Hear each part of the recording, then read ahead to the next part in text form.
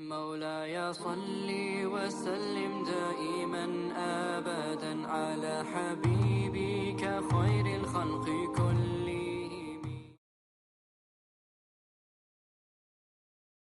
الحمد لله رب العالمين والصلاة والسلام على سيد الأنبياء والمرسلين أما بعد فأعوذ بالله من الشيطان الرجيم بسم الله الرحمن الرحيم رب اشرح لي صدري ويسر لي أمري واحلل عقدة من لساني يفقهوا قولي. السلام علیکم ورحمۃ اللہ وبرکاتہ. الحمدللہ آج 4 رمضان المبارک ہے اور اللہ کریم سے دعا ہے رب تعالی ہم کو بہترین انداز میں رمضان المبارک کی عبادات کا اہتمام کرنے، روزے رکھنے، قرآن کو پڑھنے، قرآن کو سیکھ کر اس پر عمل کی توفیق عطا فرمائے. امید ہے آپ سب لوگ انشاءاللہ خیریت سے ہوں گے. آج ہم لوگ انشاءاللہ درس قرآن اپنا پارہ نمبر 3 سے شروع کر رہے ہیں. Today my درس قرآن is going to be start from third سپارہ تلک الرسل فضلنا بعدهم علی بعد. آج انشاءاللہ میری کوشش ہوگی کہ سورۃ البقرہ مکمل کر دوں اور اس کے ساتھ ہی سورہ آل عمران جو ہے اس میں جو کچھ ایسی آیات ہیں جو کہ حضرت مریم علیہ السلام کے بارے میں ہیں، میں انشاءاللہ آج ان کو تفسیر کے ساتھ پڑھنے کی کوشش کروں گی. اپنے قرآن پاک کھول لیجئے. تلک الرسل فضلنا بعدهم علی بعد. Of these prophets we favor some over others. Allah spoke with some and other he raised many degree. For example, we gave Isa, son of Maryam, many miracles and we supported him with the spirit of the Holy Quran. اللہ قرآن میں ارشاد فرماتے ہیں یہ رسول ہیں کہ انہیں فضیلت دی ہم نے کچھ کو بعد کو بعض پر. کچھ ایسے ہیں کہ جن سے اللہ نے کلام فرمایا اور بعض ایسے ہیں جن کے اللہ نے درجات کو بلند کیا. اور ہم نے مریم کے بیٹے عیسیٰ علیہ السلام کو کھلی نشانیاں دیں اور پاکیزہ روح سے ان کی مدد کی. اب اللہ خود قرآن میں فرماتے ہیں کہ کچھ رسول ایسے ہیں کہ ہم بعض کو بعض پر فضیلت دیتے ہیں. اس کا کیا مطلب ہے؟ اس کا مطلب یہ ہے کہ اللہ سبحانہ و تعالیٰ نے بعض انبیاء کرام کو دوسرے نبیوں پر فضیلت عطا کی ہے، جیسے کہ رسول اللہ صلی اللہ علیہ وسلم کو باقی تمام انبیاء کرام پر فضیلت حاصل ہے. تلک الرسل، رسول اور نبی ان میں کیا ڈفرنس ہے؟ انبیاء کرام اللہ نے کم و بیش 1,24,000 پیغمبر بھیجے جنہیں نبی کہا جاتا ہے. ان کی تعداد قریباً 124,000 ہے. تو ان میں سے یہ جو 1,24,000 پیغمبر آئے، نبی آئے، ان میں سے کچھ نبی رسول تھے اور باقی رسول نہیں تھے. اور جو اللہ نے اپروکسیمیٹلی 313 رسول بھیجے تھے وہ رسول نبی تھے. تو نبی اور رسول میں ڈفرنس یہ ہے کہ ہر رسول نبی بھی ہوتا ہے لیکن ہر نبی رسول نہیں ہوتا. اور رسول نبی وہ کون سے ہوتے ہیں جو اللہ کے احکامات کسی کتاب کی صورت میں ایز اے ہولی بک اور اسکرپچرز کی صورت میں، صحیفوں کی صورت میں جو اللہ کے احکامات اپنے امتوں تک لے کر آتے ہیں ان کو رسول کہا جاتا ہے. اور کچھ رسولوں کو اللہ نے بعض رسولوں کو بعض پر فضیلت عطا کی. اور اسی طریقے سے کچھ ایسے ہیں جن سے اللہ نے کلام فرمایا. اللہ نے کن سے کلام فرمایا؟ کلیم اللہ کنہیں کہا جاتا ہے؟ موسیٰ علیہ السلام کو جب اللہ نے تورات کے لیے کوہ طور پر بلایا تھا تو رب تعالی نے وہاں پر آپ سے کلام کیا تھا. آگے اللہ فرماتے ہیں وَآتَيْنَا عِيسَى ابْنَ مَرْيَمَ الْبَيِّنَاتِ، اور ہم نے مریم کے بیٹے کو کھلی نشانیاں دیں. کھلی نشانیاں کیا تھی؟ سب سے بڑا میریکل تو یہ تھا کہ حضرت عیسیٰ علیہ السلام بغیر باپ کے پیدا ہوئے تھے اور اللہ سبحانہ و تعالیٰ نے جبریل امین کے ذریعے، خود قرآن کہتا ہے وَأَيَّدْنَاهُ بِرُوحِ الْقُدُسِ، اور اللہ قرآن میں فرماتے ہیں and we supported him with the spirit of the holy one، کہ اللہ نے جبریل کے ذریعے حضرت مریم علیہ السلام کو ایک بیٹے کی بشارت دی تھی، جو کہ انشاءاللہ آگے ہم فردر پڑھیں گے. سورہ آل عمران میں سارا واقعہ پڑھیں گے کہ کس طریقے سے اللہ سبحانہ و تعالیٰ نے نبی علیہ السلام حضرت عیسیٰ علیہ السلام کو مریم کے گھر میں بیٹا عطا فرمایا تھا. اب اللہ سبحانہ و تعالیٰ نے نبی علیہ الصلوۃ والسلام کو بہت سی فضیلتیں عطا کی ہے باقی انبیاء کرام پر، کہ رسول اللہ صلی اللہ علیہ وسلم کو صرف شفاعت کا حق ہوگا تمام انبیاء کرام میں سے رسول اللہ صلی اللہ علیہ وسلم کو قیامت کے دن، کہ تمام انبیاء کرام اپنی اپنی امتوں کے ساتھ روز محشر میدان میں اکٹھے ہوں گے، اور ساری امتیں اپنے اپنے رسول کے پاس جائیں گی کہ آپ اللہ سے دعا کیجئے اور ہمارے لیے شفاعت کیجئے، اور پھر وہ سب نبی اپنی اپنی امتوں کے ساتھ رسول اللہ کے پاس آئیں گے۔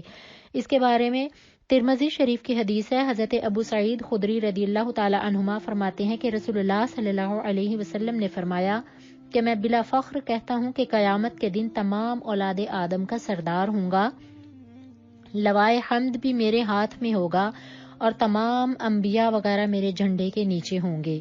سب سے پہلے میری قبر کھلے گی اور سب سے پہلے میں ہی شفاعت کروں گا جو مقبول ہوگی، کہ اللہ سبحانہ و تعالیٰ اس دن یہ اتھارٹی جو انٹرسیشن کی خوش نصیبی ہے یہ رسول اللہ صلی اللہ علیہ وسلم کو عطا فرمائیں گے۔ آگے اللہ قرآن میں فرما رہے ہیں 254 آیت مبارکہ، سیکنڈ رکوع سورۃ البقرہ پارہ نمبر 3، یا ایھا الذین آمنوا انفقوا مما رزقناکم، اے ایمان والو خرچ کرو ہمارے دیے ہوئے رزق میں سے جو ہم نے تمہیں عطا فرمایا، اس دن سے پہلے ان یأتی یوم لا بیع فیہ ولا خلۃ ولا شفاعۃ والکافرون هم الظالمون، کہ اس دن سے پہلے اللہ کی بارگاہ میں خرچ کرو کہ جس دن کوئی خرید و فروخت نہیں ہوگی، ولا خلۃ ولا شفاعۃ، کسی کی دوستی اور کسی کا فائدہ کافروں کے لیے کام نہیں آئے گا، والکافرون هم الظالمون، اور کافر ہی ظالم ہیں۔ O believers, spend in charity from what we provided you before that day comes to you, when there will be no buying and selling, no friendship and no intercession. The disbelievers are wicked people. اللہ فرماتے ہیں قرآن میں کہ اس دن سے پہلے خرچ کرو۔ کس طریقے سے اللہ کی راہ میں مال خرچ کرنا ہے؟ صدقہ کے ذریعے، زکوٰۃ کے ذریعے، خیرات کے ذریعے، مخلوق خدا کی خدمت کرنی ہے، اور مخلوق خدا کی خدمت کرنا یہ ایک ایسا عمل ہے کہ جس سے بندہ اللہ کا قرب حاصل کرتا ہے۔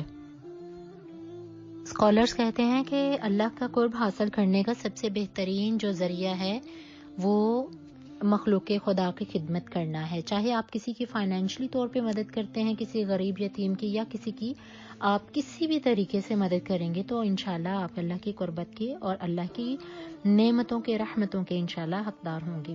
آگے ہم پڑھ رہے ہیں سورۃ آیت الکرسی، اللہ لا الہ الا ھو الحی القیوم، اللہ ہی ہے، اس کے سوا کوئی معبود نہیں، الحی القیوم، وہ ہمیشہ زندہ رہنے والا ہے، قائم رہنے والا ہے۔ یہ قرآن کی 255 آیت مبارکہ میں اللہ قرآن میں فرماتے ہیں، یہ آیت الکرسی، آیت الکرسی کس کو کہا جاتا ہے؟ کرسی کا معنی کیا ہے؟ دا میجسٹک تھرون، اللہ کی جو عرش پہ جو اللہ کی کرسی ہے، یہ اس کے بارے میں اللہ سبحانہ و تعالیٰ اس کرسی کا مالک ہے، اور اسی لیے اس کو میجسٹک تھرون کے بارے میں اللہ قرآن میں فرماتے ہیں کہ بے شک وہی مالک ہے، اپنے رب العظیم، اپنے عرش کے مالک کا، اپنی آیت الکرسی کرسی کا مالک، خالق کائنات ہے، مالک کائنات ہے۔ اللہ there is no God but him and he is the living and the everlasting، الحی القیوم، ہمیشہ زندہ رہنے والا، کائنات کی ہر چیز کو فنا ہے۔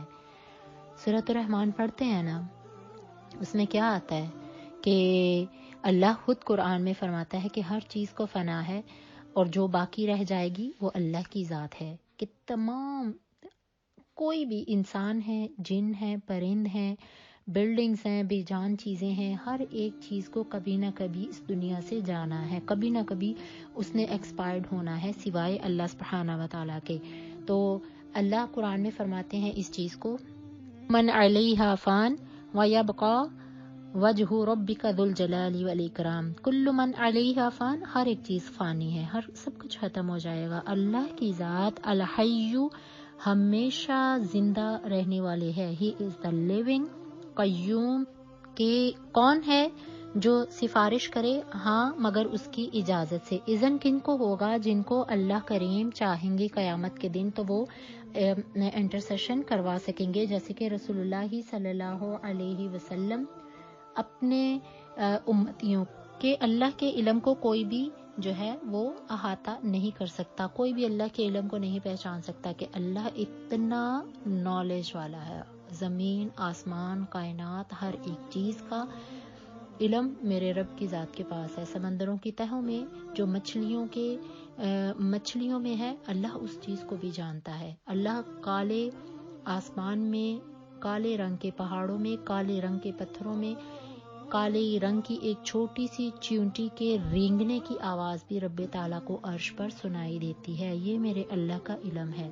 وہ ہر ایک چیز کو جانتا ہے جو انسانوں کے دلوں میں ہے، جو ہم دنیا سے تو کوئی بات چھپا سکتے ہیں، اللہ کے علم سے کوئی بھی بات نہیں چھپی ہوئی ہے۔ آگے اللہ فرماتے ہیں وَسِعَ كُرْسِيُّهُ السَّمَاوَاتِ وَالْأَرْضِ His majestic throne extends over the heavens and the earth.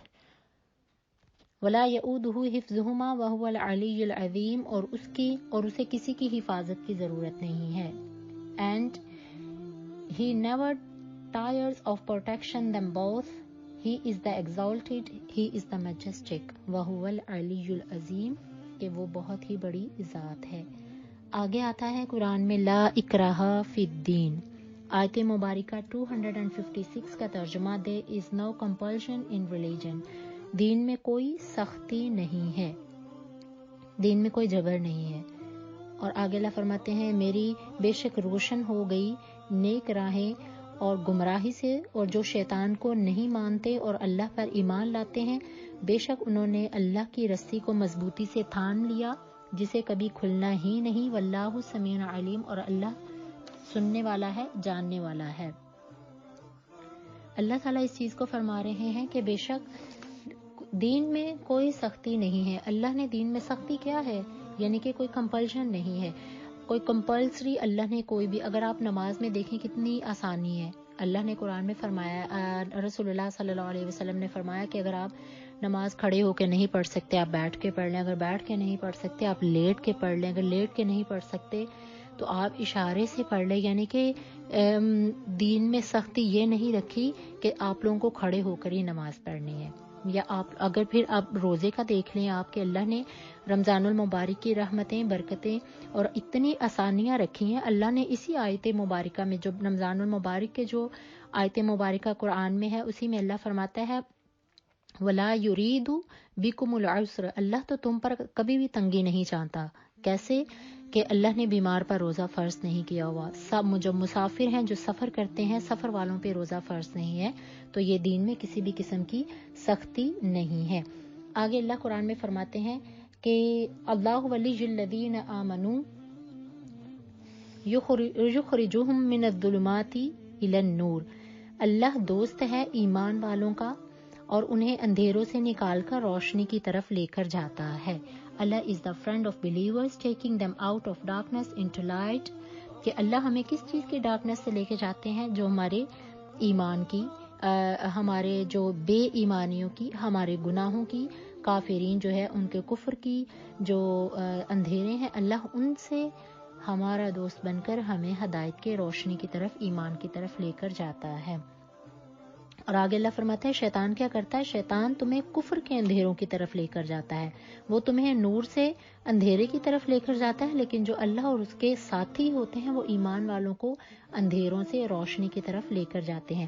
تو اللہ فرماتے ہیں کہ بے شک جو نور سے، ہدایت سے، ایمان سے اپنے آپ کو، اپنے ایمان کو نور کے اندھیروں سے نکال کر کافروں کی پیروی کرتے ہیں، مشرکین کا ساتھ دیتے ہیں، مشرکین اور کافرین ڈس بلیورز ان جیسی جو اپنے اعمال کو کرتے ہیں اور اپنی زندگیوں کو گزارنے کی کوشش کرتے ہیں، تو اللہ فرماتے ہیں اولئک اصحاب النار ہم فیہا خالدون، تو جان لو these are the peoples of the fire where they will stay forever ایور، کہ وہ ہمیشہ اس جہنم میں رہیں گے۔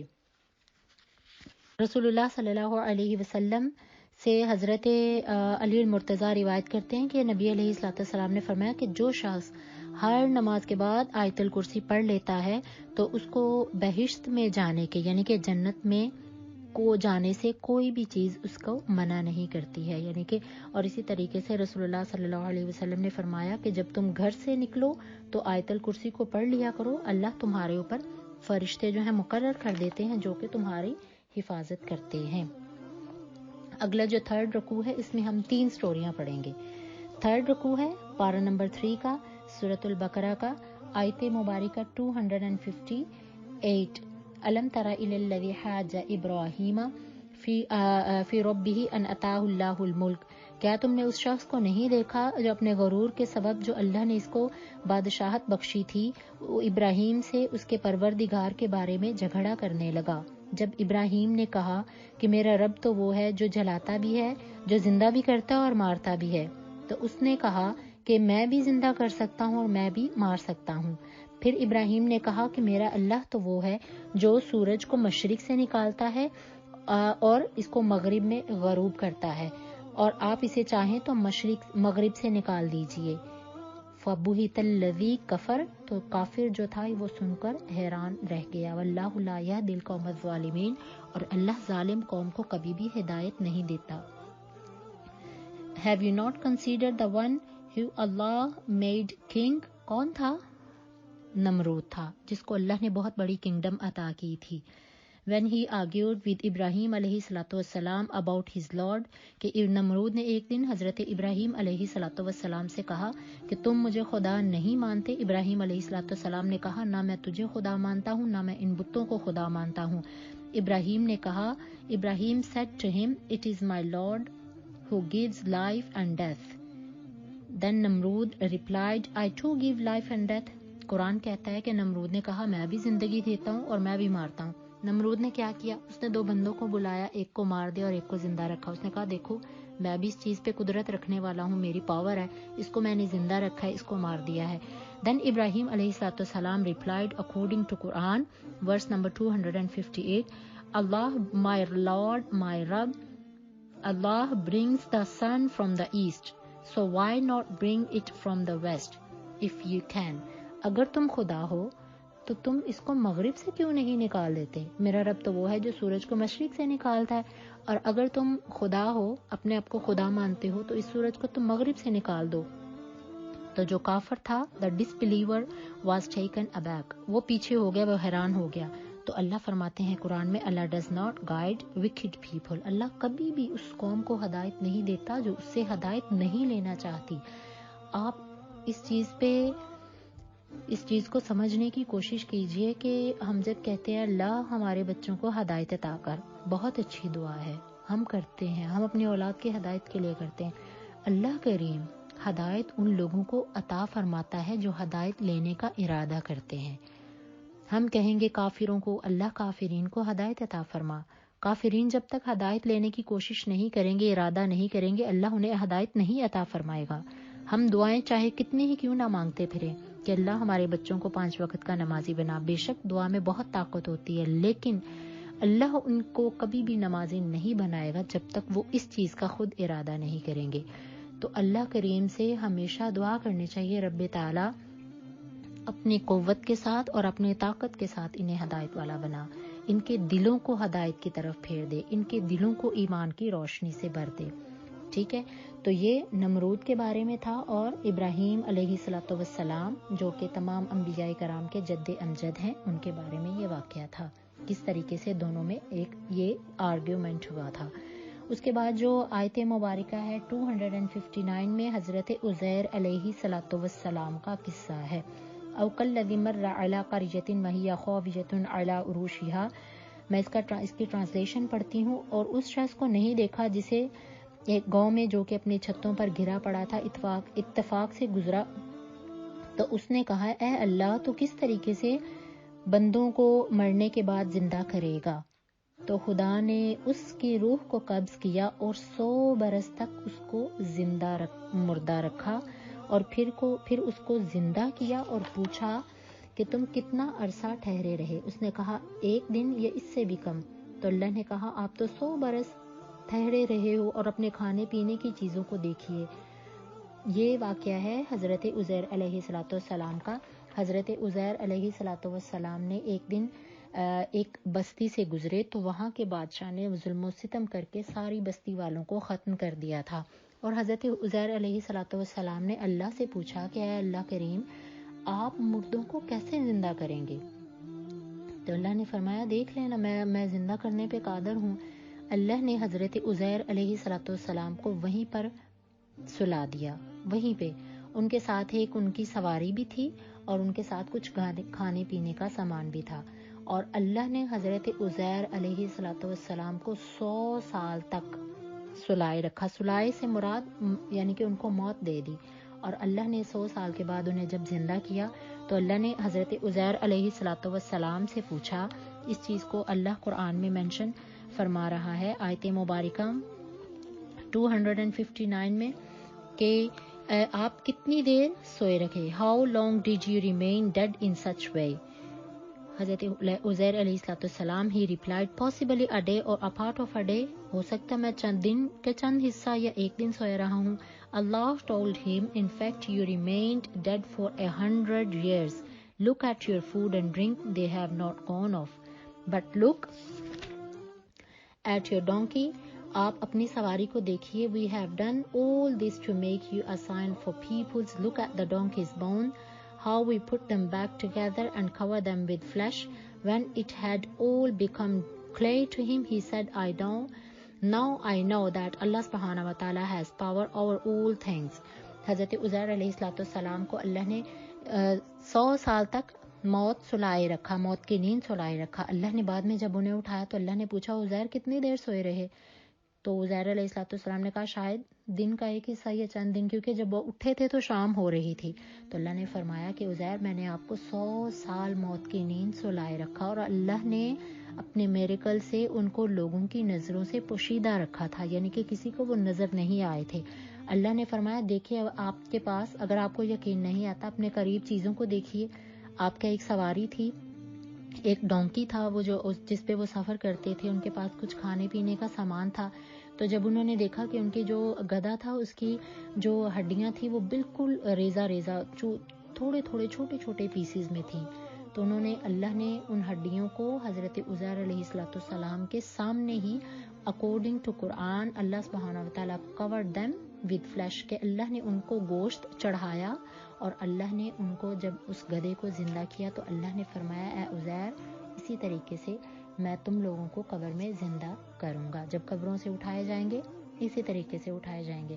اور جب ہم قبروں سے اٹھائے جائیں گے, اب دیکھیں جو کتنے 100 سال پہلے جو لوگ دنیا سے چلے گئے وہ قبروں میں پڑے ہیں, وہ کبھی بھی واپس نہیں آئیں گے. جب ہم سب قیامت کے دن اپنے اپنے قبروں سے نکالے جائیں گے تو ہمیں ایسے ہی محسوس ہوگا کہ جیسے ہم ایک دن یا دن کا کچھ حصہ ہم سوئے رہے ہیں, چاہے ہم نے قبروں میں ہزاروں سال سوئے رہیں گے, ہمیں اس چیز کا احساس نہیں ہوگا. دا تھرڈ اسٹوری 260 آیت مبارکہ کی حضرت ابراہیم علیہ السلام witness the resurrection of dead birds. حضرت ابراہیم علیہ السلام نے اللہ سے ایک دن پوچھا, یہ قرآن کہہ رہا ہے 260 آیت مبارکہ کی میں ٹرانسلیشن پڑھنے لگی ہوں. Remember when Ibrahim said, My Lord, show me how you bring the dead back to life. اللہ مجھے بتائیے کہ آپ مردوں کو کیسے زندہ کریں گے. اللہ said, Do you not believe? اے ابراہیم آپ کو کیا اپنے رب پر یقین نہیں ہے. ابراہیم he said, Yes of course کہ اے رب ہاں کیوں نہیں, بلا کیوں نہیں, مجھے آپ پر یقین ہے. But I want my heart to be at peace. لیکن میں چاہتا ہوں کہ میرے دل کو اطمینان ہو جائے. اللہ said to Ibrahim علیہ السلام, He told him, Take 4 birds and tame them first, then cut into them into pieces. آگے سورۃ البقرہ 4 رکوع میں اللہ قرآن میں یہ جو پورا رکوع ہے انفاق فی سبیل اللہ یعنی کہ اپنے مال کو اللہ کی راہ میں خرچ کرنے کے بارے میں اللہ قرآن میں یہ آیت مبارکہ نازل فرما رہا ہے. مثل الذین ينفقون اموالهم فی سبیل اللہ آیت مبارکہ 261 کا ترجمہ. Those people who spend their wealth in Allah's way are like a grain that sprouts to produce 7 ears. آگے اللہ قرآن میں فرماتے ہیں کہ جو لوگ اپنا مال خدا کی راہ میں خرچ کرتے ہیں ان کی مثال اس دانے کی سی ہے جس سے 7 بالیں اگیں اور ہر ایک بال میں 100 دانے ہو, اور خدا جس کے مال کو چاہتا ہے زیادہ کر دیتا ہے, اور اللہ بڑی کشائش والا اور سب کچھ جاننے والا ہے. آگے اللہ فرماتے ہیں Each ear containing 100 seeds, and Allah subhanahu wa ta'ala can multiply it many times further for whomever he pleased. Allah is the vast, the all knowing. کہ اللہ جو ہیں ہی وہ سب سے زیادہ بہتر سننے والا بھی ہے اور he is the listener and most knowing. اللہ جاننے والا بھی ہے. کہ اللہ فرماتے ہیں کہ جو میری راہ میں ایک اپنا مال ایک چیز کو خرچ کرتے ہیں، اللہ فرماتے ہیں ان کی مثال ایک ایسے دانے کی ہے کہ جس سے 7 بالے ہو گئے. کبھی آپ لوگوں نے وہ جو ویٹ ہوتی ہے، گندم ہوتی ہے، اس کی وہ ڈالی دیکھی ہے؟ کیسے ایک گندم کی ڈالی پہ ہزاروں دانے اندر اللہ نے بھرے ہوتے ہیں. تو اللہ فرماتے ہیں کہ جیسے کہ ہر بال کے اندر 100 دانے ہوں، یعنی کہ 100 seeds ہوں. اور and Allah can multiply it many Times further for home ever he please. اور اللہ جس کو چاہے خوشی کے ساتھ اس کے مال کو زیادہ کر دے.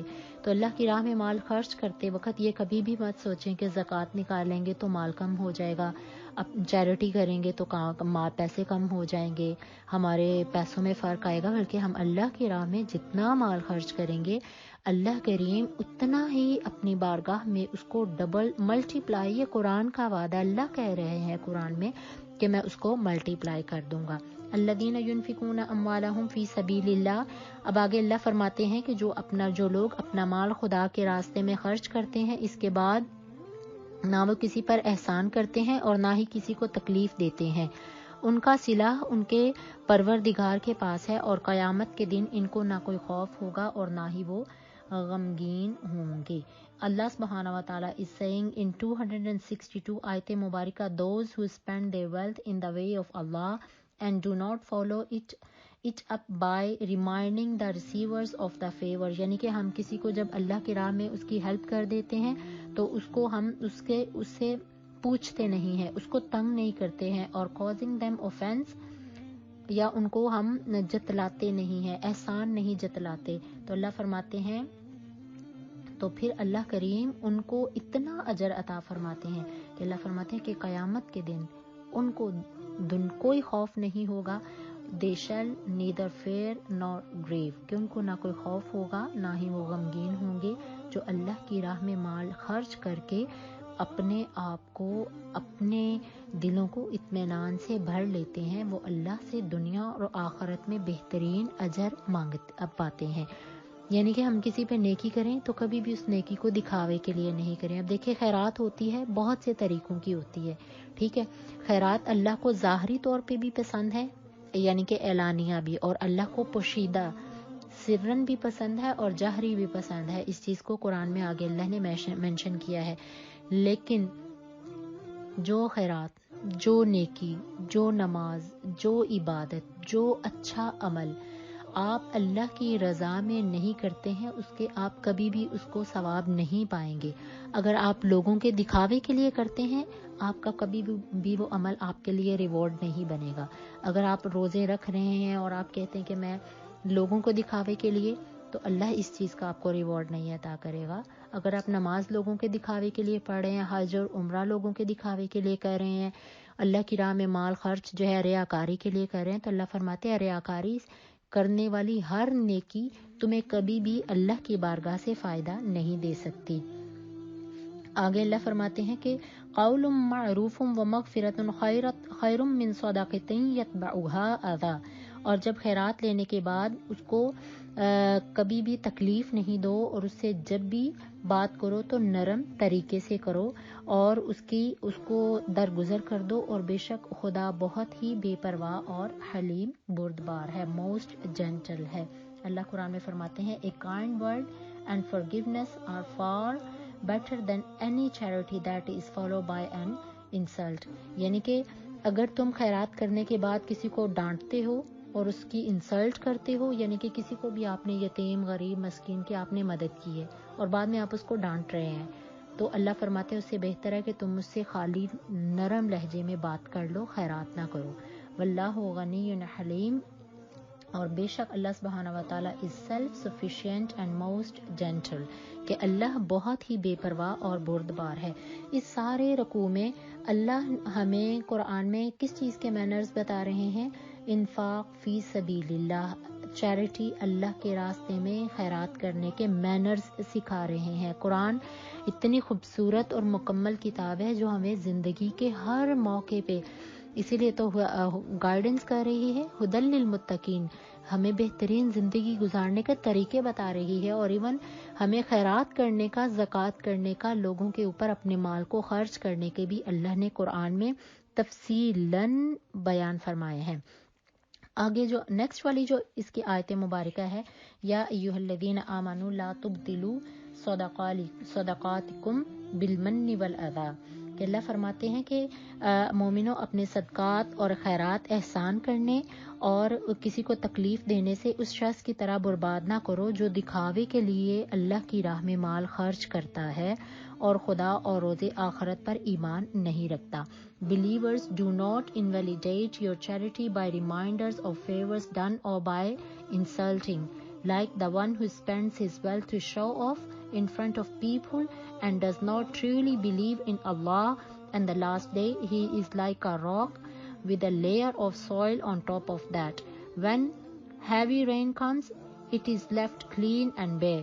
یعنی کہ اللہ فرماتے ہیں کہ اگر تم کسی کو نیکی کر رہے ہو اور بعد میں تم اس پر احسان جتا رہے ہو اور تم ان کو تکلیف دے رہے ہو، یا کچھ لوگ ایسے جو اللہ اور روز آخرت پر ایمان نہیں لاتے اور نیکیاں کرتے ہیں، جیسے کہ بہت سی سیلیبریٹیز ہیں، ڈس بلیورز ہیں، اتنے بڑے یہ نیکیوں کے چیریٹی کرتے ہیں، آرفنس کو کرتے ہیں اور کیا کیا ایسے چیریٹی کے کام نہیں کرتے ہیں، لیکن ایمان والے نہیں ہیں۔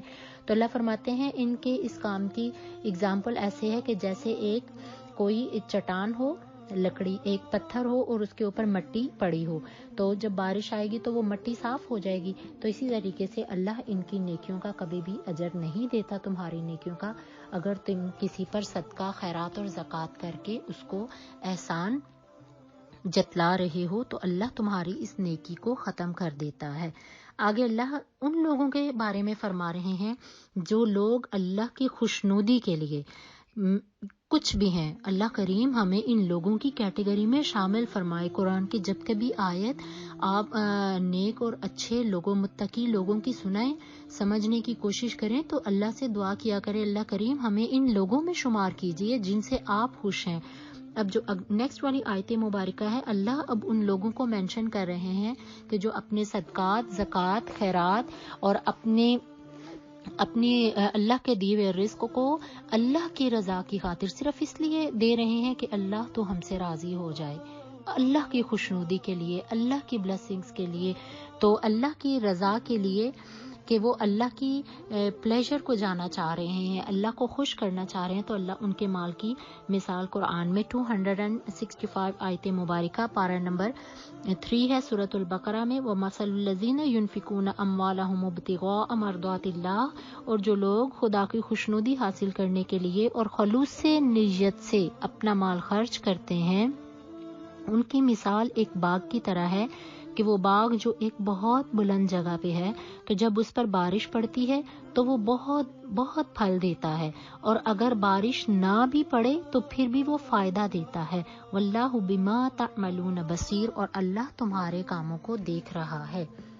اللہ قرآن میں فرماتے ہیں those who spend their wealth seeking Allah's pleasure while strengthening their own faith are like an orchard on a hilltop، ایک بہت بڑا گارڈن ہو ہل ٹاپ پہ، when heavy rain comes it produced a double yield، یعنی کہ وہ بہت بڑے ان کو فروٹس ملتے ہیں اور ان کا باغ بہت زیادہ، اسپرنگ سیزن آئے، جیسے اسپرنگ سیزن آتا ہے تو ہر طرف کتنے پھل پھول ہر چیز نظر آتی ہے۔ اللہ فرماتے ہیں کہ اسی طریقے سے تمہارا مال جو تم اللہ کی خوشی کے لیے اللہ کی راہ میں خرچ کرتے ہو، تو جس طرح تمہارے باغوں کو بارش دے کر تمہیں دوگنا پھل ملتا ہے، اسی طریقے سے تم اللہ کی رضا میں جب کسی غریب، یتیم، مسکین، رشتہ دار اور ایون کسی کے ساتھ بھی نیکی کا عمل کرتے ہو تو اللہ کو وہ اتنا پسند لگتا ہے کہ اللہ دنیا میں بھی تمہیں اس کا اجر عطا فرماتا ہے اور اللہ آخرت میں بھی تمہیں اس کا اجر عطا فرماتا ہے۔ یعنی کہ نیکی تو کرنی ہی ہے، زکوٰۃ بھی دینی ہے، صدقہ بھی دینا ہے، خیرات بھی کرنی ہے، تو آج سے میں بھی اور آپ بھی ہم لوگ نیتیں کر لیں اور اللہ سے دعا بھی کریں، اور انشاءاللہ ہم کوشش بھی کریں گے کہ رب تعالیٰ ہم جو بھی صدقہ کریں، خیرات کریں، کچھ بھی کریں، رب تعالیٰ یہ تیری رضا کے لیے ہو. اللہ اگر راضی ہو جائے تو یقین کیجئے جن لوگوں سے اللہ راضی ہوتا ہے انہیں دنیا اور آخرت میں ساری بھلائیاں مل جاتی ہیں. جن سے اللہ خوش ہو جائے ان کو دنیا کی کسی چیز کی کمی نہیں رہتی. تو میری اللہ سے دعا ہے رب تعالیٰ ہمیں ان لوگوں میں شمار کیجئے جن سے آپ خوش ہیں. اللہ ہمارا شمار ان لوگوں میں نہیں کیجئے جن سے آپ ناراض ہیں. آگے جو نیکسٹ رکوع ہے اس میں بھی اللہ کریم ہمیں اپنے مال کو اپنی بارگاہ میں یا اپنی راہ میں خرچ کرنے کا بتا رہے ہیں. یا ایھا الذین آمنوا انفقوا من طیبات، اے مومنو پاکیزہ اور عمدہ مال جو تم کماتے ہو اور جو چیزیں ہم تمہارے لیے زمین سے نکالتے ہیں ان کو اللہ کی راہ میں خرچ کرو. انشاءاللہ جو 4 سپارہ شروع ہوتا ہے وہ بھی اسی آیت مبارکہ ایسی ہی ہے نا، لن تنالوا البر حتی تنفقوا مما تحبون. تم وہ چیزیں اللہ کی راہ میں کیوں خرچ نہیں کرتے جو تم پسند کرتے ہو. اور ہم مسلمان کیا کرتے ہیں، ہم بڑی برے دل کے ساتھ، I am really sorry to say کہ ہمیں جو چیزیں پسند نہیں ہوتی ہم وہ چیریٹی کر دیتے ہیں. ہمیں جو کپڑے پسند نہیں ہوتے ہم وہ غریبوں کو دے دیتے ہیں. ہمیں جو گھر کی چیزیں پسند نہیں ہوتی وہ ہم اپنے گھروں سے لا کر وہ ہم چیریٹی میں کر دیتے ہیں. تو اللہ فرماتے ہیں کہ تم کبھی بھی بھلائی کو یعنی کہ اللہ کی محبت کو، اللہ کی رضا کو تب تک نہیں لے سکتے جب تک کہ تم اللہ کے راستے میں وہ مال یا وہ چیزیں خرچ کرو، وہ خیرات کرو جو تم خود پسند کرتے ہو. تو اس لیے اللہ فرماتے ہیں کہ بری اور ناپاک چیزیں وَلَا تَيَمَّمُوا الْخَبِيثَ مِنْهُ تُنْفِقُونَ وَلَسْتُمْ بِآخِذِهِ إِلَّا أَن تُغْمِضُوا فِيهِ. اور بری اور ناپاک چیزیں جو ہیں اللہ کو دینے کا کبھی بھی ارادہ نہیں کرنا. قرآن میں مینشن کر رہے ہیں do not pick out the least attractive things to give in charity, things you wouldn't readily accept yourself. کہ جن کو ہم اپنے لیے پسند نہیں کرتے وہ اللہ کو بھی نہیں، اللہ کے راستے میں بھی وہ چیزیں نہیں دیجیے. مال تو دور کی بات، ایون سم ٹائمز تو ایسے بھی دیکھا گیا ہے کہ بہت سی جگہوں پہ کہ جو بچے یعنی کہ نالائق ہوتے ہیں، ٹھیک ہے، ماں باپ ان کو مدرسوں میں چھوڑ آتے ہیں. ان کو کہتے ہیں کہ چلو یہ اس کو اسکول میں نہیں پڑھانا، اس کا دماغ کمزور ہے تو اس پہ ضرور پیسہ خرچ کرنا ہے، اس کو مدرسے میں چھوڑاتے ہیں. تو مدرسوں میں یا عالم دین یا علماء کرام یہ اللہ کے چنے ہوئے منتخب کیے ہوئے لوگ ہوتے ہیں جنہیں ہم حقارت کی نظر سے دیکھتے ہیں. ان کا اللہ کے ہاں بڑے درجے ہوتے ہیں. دین کے لیے ہر کوئی نہیں آتا، جو اللہ کو پسند ہوتے ہیں وہی دین کے لیے اللہ ان کو چنتا ہے. اب بہت سے لوگ ایسے بھی ہیں جو اس وقت سو رہے ہیں، جو اس وقت ٹی وی دیکھ رہے ہیں، جو درس قرآن کے لیے ان کو دعوت بھی دیتے ہیں تو ان کو اتنی اس چیز کی فکر نہیں ہوتی ہے. لیکن الحمدللہ ثم الحمدللہ میں درس قرآن اللہ کا کلام آپ تک پہنچا رہی ہوں، ایک چھوٹی سی کوشش کر رہی ہوں اور آپ اس قرآن کو سمجھنے کی کوشش کر رہے ہیں. تو الحمدللہ یہ اللہ نے ہمیں موقع عطا کیا ہے. اور ہمیشہ دعا کیا کریں رب تعالیٰ جس طریقے سے تو نے انبیاء کرام کو اور ان کی اولادوں کو اپنے دین کے لیے چنا تھا، اللہ ہمارا اور ہماری اولاد کا دین کے لیے انتخاب کیجئے. کہ یاد رکھیے جو آپ کے مال میں پیسہ اللہ کو پسند ہوتا ہے وہ اس کی راہ میں جاتا ہے. آپ اگر 1 لاکھ میں سے صرف 10,000 اللہ کی راہ میں دیتے ہیں تو سمجھ لیجئے آپ کو آپ کی ساری جو جتنی بھی بینک بیلنس ہے اس میں سے اللہ کو صرف 10,000 پسند ہے جو اللہ کی راہ میں گیا. جو دین کی طرف آتے ہیں وہ اللہ کو پسندیدہ لوگ ہوتے ہیں جو دین کی طرف آ کر دین کا انتخاب کرتے ہیں. تو اللہ فرماتے ہیں کہ بے شک اللہ واللہ وَاعْلَمُوا أَنَّ اللَّهَ غَنِيٌّ حَمِيدٌ، اور بے شک جان لو کہ اللہ سبحانہ و تعالیٰ جو ہے وہ غنی بھی ہے اور وہ بے پرواہ بھی ہے. کہ he is self sufficient worthy of all praises، کہ وہ ساری تعریفوں کا مالک ہے. آگے اللہ فرماتے ہیں الشیطان یعدکم الفقر ویأمرکم بالفحشاء. آیت مبارکہ 268 کا ترجمہ کہ بے شک جو شیطان ہے وہ کیا کرتا ہے، وہ تو تمہیں کہتا ہے کہ تم اللہ کے راہ میں مال خرچ نہ کرو. وہ ہمیں کس چیز کا پرومسز کرتا ہے؟ اللہ فرماتے ہیں الشیطان یعدکم الفقر، شیطان تمہیں تنگ دستی کا خوف دلاتا ہے. وَيَأْمُرُكُمْ بِالْفَحْشَاء، اور تمہیں بے حیائی کے کام کرنے کو کہتا ہے.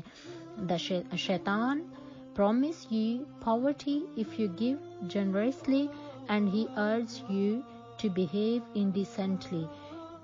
But Allah subhanahu wa ta'ala promised you a share of his forgiveness and bounty, and Allah is the vast, the all knowing. کہ اللہ جو ہے وہ غنی حمید ہیں اور وہ واسع علیم ہے، سب سے زیادہ علم رکھنے والے ہیں. کہ شیطان ہم لوگوں کو تنگ دستی کا کہتا ہے. سم ٹائمز ایسے ہوتا ہے کہ ہمارا بڑا دل کرتا ہے ہم خیرات کریں، صدقہ کریں، پھر 2 گھنٹے کے بعد ہمارا مائنڈ چینج ہو جاتا ہے. تو جب ہمارا مائنڈ چینج ہونا تو وہ شیطان ہوتا ہے، وہ آ کے ہمیں کہتا ہے لو بھلا اتنی بہترین چیز دینی ہے، اس کو اپنی بیٹی یا بیٹے کے لیے رکھ دو، اس کو اپنے کل کے لیے سنبھال کے رکھ دو، ضرور اللہ کی راہ پہ دینی ہے، ضرور کسی مسجد میں یہ چیریٹی کرنی ہے. تو یہ جتنے بھی تنگ دستیوں والی چیزیں ہوتی ہیں یہ شیطان ہوتا ہے. ایون اللہ نے اگر آپ کو اپنی نعمتوں سے نوازا ہے تو آپ اللہ کی نعمتوں کا خوب شکریہ ادا کیجئے. اگر آپ بہترین لباس پہن سکتے ہیں پہن کے اللہ کا شکر ادا کیجئے. سادگی ایک طرف اور اللہ کی نعمتوں کا شکر ادا کرنا ایک طرف ہوتا ہے. کچھ لوگ ایسے ہوتے ہیں کہ اللہ نے انہیں بڑی دولت سے نوازا ہوتا ہے لیکن ان کی زبانوں پر اتنی ناشکری دیکھنے میں آتی ہے کہ ان کے لباس سے لگتا ہی نہیں ہے کہ وہ اللہ نے انہیں نعمتیں عطا کی ہیں. تو اگر اللہ نے آپ کو اپنی نعمتیں عطا کی ہیں تو اللہ کا شکر ادا کرتے ہوئے ان نعمتوں کو اپنے اوپر بھی لگائیے اور ان کو اللہ کی راہ میں بھی اپنے مال و دولت کو خرچ کیجیے. جب ہم اپنے اوپر بھی نہیں لگاتے، ہم جمع کر کے جوڑ کے ہم دنیا سے چلے جاتے ہیں، نہ وہ ہمارے نصیب میں ہوتی ہیں نہ وہ کسی اور کے نصیب میں رہتی ہیں، وہ ایسے ہی جڑی ہی رہتی ہیں. تو ان چیزوں سے بچنے کی کوشش کیا کریں. سادگی ایک طرف لیکن اللہ کی رحمتوں کا شکریہ ادا کرنا ایک طرف ہے. آگے اللہ قرآن میں فرماتے ہیں اور شیطان جو ہے وہ تمہیں کس چیز کا وَيَأْمُرُكُمْ بِالْفَحْشَاءِ، اور شیطان جو ہے وہ تمہیں ارج کرتا ہے ٹو بیہیو انڈیسینٹلی، کہ تم بے حیائی کی طرف آؤ. اب شیطان جو ہے آپ کیا سمجھتے ہیں؟ شیطان ہمارا ہاتھ پکڑ کے ہمیں کہتا ہے کہ سر سے دوپٹہ اتارو. شیطان ہمیں ہمارا ہاتھ پکڑ کے کہتا ہے ہاف سلیوز پہنو. شیطان ہمارا ہاتھ پکڑ کے تو ہمیں بری مجالس میں یا ایسی جگہوں پہ لے کے جاتا ہے جہاں پہ اللہ اور اس کے رسول نے منع کیا ہے، یا ہمارے لباس کو خراب کرواتا ہے، یا ہمیں بے حجاب کرواتا ہے، یا ہم عورتیں کسی غیر محرم کی آنکھ کو ٹھنڈا کرنے کے لیے ہم گھنٹوں میک اپ کر کے تو اپنے آفس میں جاتے ہیں، اپنی جابس پہ جاتے ہیں، اپنی یونیورسٹی اور کالج میں جاتے ہیں. تو آپ کیا سمجھتے ہیں شیطان آپ کا ہاتھ پکڑ کے یہ کام کرواتا ہے؟ شیطان صرف آپ کے ذہن میں آتا ہے، آپ کے ذہن میں آ کے ایسی تھنکنگز پیدا کرتا ہے کہ آپ کو اللہ اور اس کے رسول اور اس کی کتاب کے احکامات یاد نہیں رہتے ہیں. آپ شیطان کی پیروی میں ہوتے ہیں، آپ شیطان کے بہکاوی میں ہوتے ہیں. تو اللہ قرآن میں بار بار کہتے ہیں شیطان تو تمہارا برا دشمن ہے، کھلم کھلا دشمن ہے، بہت برا دشمن ہے. جان لیجئے شیطان ہمارا دشمن ہے اور ہماری اولادوں کا بھی دشمن ہے، اور یہ ہمیں بے حیائی کی طرف لے کر جاتا ہے. تو اللہ تعالیٰ ہم سب کو اور ہمارے بچوں کو شیطان کے شر سے محفوظ فرمائے. یؤتی الحکمۃ من یشاء ومن یؤت الحکمۃ فقد اوتی خیرا کثیرا. اللہ فرماتے ہیں قرآن میں کہ بے شک اللہ سبحانہ و تعالیٰ جس کو چاہتا ہے اس کو وزڈم عطا کرتا ہے. He gives wisdom to whom he please.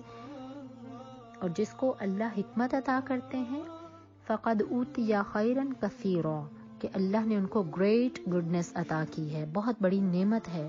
حکمت، دانائی، عقل، یہ اللہ کی بہت بڑی نعمت ہے. وما یذکر الا اولو الالباب. اور اس قرآن کی نصیحت کو تو وہی قبول کرتے ہیں کہ جو عقل والے ہیں. But only understanding peoples are mindful of this fact. اس قرآن کو وہی سمجھیں گے جو مائنڈفل ہیں، جو متقی ہیں، جو ہدایت والے ہیں، جو سمجھنے کی کوشش کرتے ہیں. اور جو قرآن کی طرف آتے ہی نہیں ہیں ان کو آپ جتنا مرضی پڑھا لیں، جتنا مرضی سکھا دیں کہ ایسے کرو نہیں تو ایسے کرو، اگر ان کے دل نہیں آ رہے تو وہ اس قرآن سے نصیحت کبھی بھی نہیں لیں گے.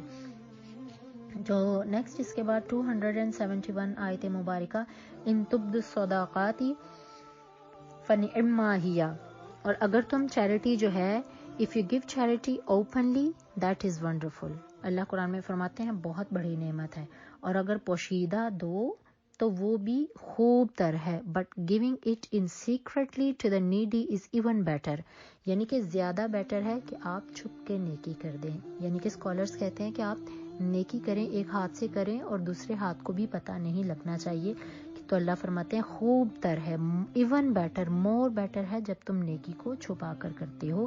اور پھر کیا ہوتا ہے، وَيُكَفِّرْ عَنْكُمْ سَيِّئَاتِكُمْ، جب تم اپنے مال کو اپنے راہ میں اللہ کی راہ میں خرچ کرتے ہو تو اللہ اس مال سے نہ صرف تمہارے مال کو پاک کرتا ہے اس خیرات سے، بلکہ اللہ تمہارے دلوں کو بھی پاک کرتا ہے. اور آگے اللہ فرماتے ہیں وہ تمہارے گناہوں سے تم کو پاک کر دے گا، اینڈ اللہ سبحانہ و تعالی will forgive you واللہ بما تعملون خبیر، اور اللہ سارے کاموں سے باخبر ہے. اللہ is fully aware of what you do.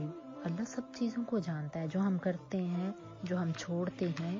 ہم گھر والوں سے چھپ کے کر سکتے ہیں کوئی کام، ہم لوگوں کی نظروں سے چھپ کے کوئی غلط کام کر سکتے ہیں، لیکن ہم اللہ کی نظر سے کبھی بھی نہیں چھپ سکتے. ٹھیک ہے، تو یہ سارے اللہ نے قرآن میں سورۃ البقرہ میں اپنی جو ہے اللہ کی راہ میں جو مال خرچ کرنے کے طریقے ہیں وہ بتائے ہیں. آگے جو 6 رکوع ہے اس میں اللہ سود اور حرام مال کو بہترین انداز میں بیان فرما رہے ہیں. آیت مبارکہ ہے 274 کا ترجمہ. ٹھیک ہے، اس میں اللہ فرماتے ہیں الذین یأکلون الربا لا یقومون الا کما یقوم الذی یتخبطہ الشیطان من المس، جو لوگ سود کھاتے ہیں وہ قیامت کے دن اپنی قبروں سے ایسے اٹھیں گے جیسے انہیں کسی جن کے سائے نے لپیٹ لیا ہو. Can you imagine that? Those who deals in usury یعنی کہ جو انٹرسٹ ہوتا ہے will stand on the day of judgment like the one who is demented by Satan's touch. پتہ ہے کسی کو جن کا سایہ ہو تو وہ اپنے ہوش و حواس میں نہیں رہتا، وہ سب کو مارتا پیٹتا ہے، وہ ایکسٹرا کھاتا ہے، اس کی عقل ختم ہو جاتی ہے. اللہ قرآن میں فرما رہا ہے کہ جو لوگ سود کھاتے ہیں، حرام کھاتے ہیں، وہ اپنی قبروں سے ایسے نکلیں گے جیسے انہیں کسی جن نے اپنے سائے میں لپیٹ لیا ہو.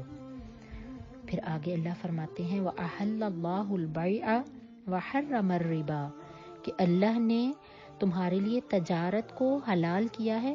وَحَرَّمَ الرِّبَا، ربا جو ہے سود ہے، اللہ نے اس کو حرام قرار دیا ہے. ٹھیک ہے، کہ اللہ سبحانہ و تعالیٰ نے کھلے انداز میں قرآن میں اس چیز کو مینشن کر دیا ہے. Whereas Allah has made trading lawful and forbidden usury، یعنی کہ اللہ نے سود کو منع کیا ہے اور اللہ نے ٹریڈنگ کرنے کو حکم دیا ہے اور اللہ نے اس کے اندر نفع بھی رکھا ہے. تو اللہ فرماتے ہیں کہ جو لوگ ایسے کام کریں وَمَنْ عَادَ فَأُولَئِكَ أَصْحَابُ النَّارِ هُمْ فِيهَا خَالِدُونَ، تو پھر جو اپنے معاملات میں اللہ کی بات نہیں مانتے اور اپنے حدوں کو توڑ دیتے ہیں، یہ دوزخ والے ہیں اور یہ ہمیشہ دوزخ میں چلتے رہیں گے. Then such people will be companions of the fire, remaining in it forever. وہ ہمیشہ دوزخ میں رہیں گے جو اپنے حدوں کو، اللہ سبحانہ و تعالیٰ نے جو قرآن میں حدیں بیان کی، لمیٹیشنز ہیں جو ان کو کراس کر جاتے ہیں. آگے اللہ فرماتے ہیں یمحق اللہ الربا ویربی الصدقات، یعنی کہ اللہ حرام کو، سود کو بے برکت کرتا ہے اور خیرات کو بڑھاتا ہے، برکت والا کرتا ہے. یعنی کہ حلال میں برکت ہے اور حرام میں اللہ نے بے برکتی رکھی ہوئی ہے. اللہ wipes out the benefits of usury but multiplies those of acts of charity. تو آگے واللہ لا یحب کل کفار اثیم، اللہ سبحانہ و تعالی dislikes every ungrateful sinner. اللہ کسی ناشکرے گناہ گار کو دوست نہیں رکھتا. تو آگے اللہ فرماتے ہیں اور جو لوگ ایمان لاتے ہیں، اچھے کام کرتے ہیں، نماز پڑھتے ہیں، زکوٰۃ دیتے ہیں. یہ آیت مبارکہ 277 کا ترجمہ ہے. اللہ سبحانہ و تعالیٰ قرآن میں کہہ رہے ہیں as for those who believe, do righteous deeds, perform the prayers, pay zakat, they shall have their reward from their Lord, neither shall they fear nor grieve. وہ کبھی بھی خوف زدہ نہیں ہوں گے. قیامت کا دن اتنا خوفناک قسم کا ہوگا، قبر میں اتنا خوف ہوگا، لیکن جو اللہ اور اس کے احکامات کی پیروی کرتے ہیں، اللہ فرماتے ہیں وہ کبھی بھی، یہ اللہ کا وعدہ ہے، یہ میں نہیں کہہ رہی، یہ اللہ قرآن میں کہتا ہے کہ اگر تم میرے احکامات پر عمل کرو گے تو تمہیں اس چیز کا تمہیں دنیا میں بھی فائدہ ہوگا، نہ تمہیں دنیا میں خوف ہوگا نہ تمہیں آخرت میں خوف ہوگا۔ تو اللہ فرماتے ہیں وَاتَّقُوا يَوْمًا تُرْجَعُونَ فِيهِ إِلَى اللَّهِ، آیت مبارکہ 281 کا ترجمہ، اور تمہیں چاہیے کہ اللہ سے ڈرو اور اپنے اللہ کی بارگاہ میں لوٹ آؤ، ریٹرن ٹو یور لارڈ، ڈر جاؤ، متقی بن جاؤ، ترجعون فیہ الی اللہ، اور اللہ کی طرف رجوع کر لیں، توبہ کر لیں، اللہ سے صلح کر لیں، اپنے اعمال کو سنوار لیں، اللہ کی دوستی اختیار کر لیں۔ اللہ فرماتا ہے ثم توفی کل نفس ما کسبت وہم لا یظلمون، اور قیامت کے دن ہر ایک کو اس کے اعمال کا پورا پورا بدلہ دیا جائے گا، نیکیاں ہیں تو پورا بدلہ، گناہ ہے تو اس کا بھی بدلہ، اور اللہ کسی بھی بندے پر ظلم نہیں کرے گا۔ Be fearful of the day you will return to Allah, then every soul will receive exactly what it has earned. جو آپ نے دنیا میں کمایا وہی آپ پائیں گے، and no one will be wronged، اور کسی کے ساتھ بھی اللہ کوئی بھی ظلم نہیں کرے گا۔ ٹھیک ہے، آگے جو 7th رکوع ہے سورۃ البقرہ کا، اس میں اللہ گواہی کے بارے میں فرما رہے ہیں کہ جب بھی کبھی یا ایھا الذین آمنوا اذا تداینتم بدین الی اجل مسمی، کہ جب بھی کبھی تم اپنے معاملات میں کوئی بھی کسی بھی قسم کا میعاد کرنا ہے یا قرض دینا ہے، کسی کو آپ نے کسی بھی کبھی کیسی بھی خدمت کرنی ہے، قرض دینا ہے، کچھ بھی کرنا ہے، تو تمہیں چاہیے کہ تم اس کو پیپر پر لکھ کر تو تم اس میں گواہ بھی بناؤ اور اس کو لکھ لیا کرو۔ اللہ نہیں چاہتا کہ تمہارے درمیان کوئی بھی جھگڑے اور فساد ہوں۔ اس چیز کو اللہ نے مفصل اس پورے رکوع میں 7ویں رکوع میں اللہ نے حکم دیا ہے کہ تم اگر اپنے کسی کو قرض دے رہے ہو، کسی کے پاس اپنی کوئی امانت رکھوا رہے ہو، اور تم سفر میں ہو یا اپنے گھر میں ہو یا اپنی ول رائٹنگ کر رہے ہو، تو تمہیں چاہیے کہ تم اس میں گواہوں کی موجودگی میں اس کو لکھ لیا کرو، تاکہ یہ تمہیں آئندہ ہر طرح کی فرمایا کہ جس گھر میں سورۃ البقرہ پڑھی جاتی ہے اس گھر میں شیطان داخل نہیں ہوتا۔ اگر آپ کو ایسا لگ رہا ہے کہ آپ پر کوئی شیطانی اثرات ہیں یا کوئی جادو وغیرہ کا اثر ہے، تو بجائے ادھر ادھر چیزیں ڈھونڈنے کے اور ان کے حل ڈھونڈنے کے، آپ سورۃ البقرہ کی ہر روز اپنے گھر میں تلاوت کیا کریں، اس کو پڑھا کریں، تو اس کی برکتوں سے اس کے پڑھنے کی برکت سے انشاءاللہ اللہ تعالیٰ آپ کو ہر طرح کے شیطانی اثرات سے محفوظ رکھے گا۔ اور اس کے ساتھ ہی رسول اللہ صلی اللہ علیہ وسلم نے فرمایا کہ اگر تم مکمل سورۃ البقرہ کو نہیں پڑھ سکو تو تمہیں چاہیے کہ اس کا آخری رکوع جو کہ للہ ما فی السماوات و ما فی الارض سے شروع ہو رہا ہے، یہی پڑھ لیا کرو، تو یہ بھی سورۃ البقرہ پوری پڑھنے کے برابر ہے۔ سورۃ البقرہ کی بہت زیادہ فضیلت ہے۔ اللہ تعالیٰ ہمیں سورۃ البقرہ پڑھنے کا اور اس جو ہم نے پڑھ کر سنا، اللہ اس پر عمل کرنے کی بھی توفیق عطا کرے۔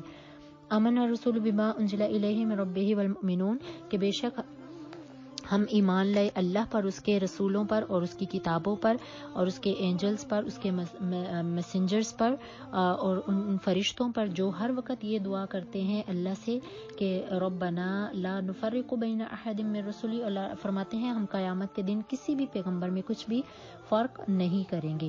وقالوا سمعنا واطعنا، اور ہمیشہ انبیاء کرام کیا کہتے ہیں؟ سمعنا، ہم نے سنا،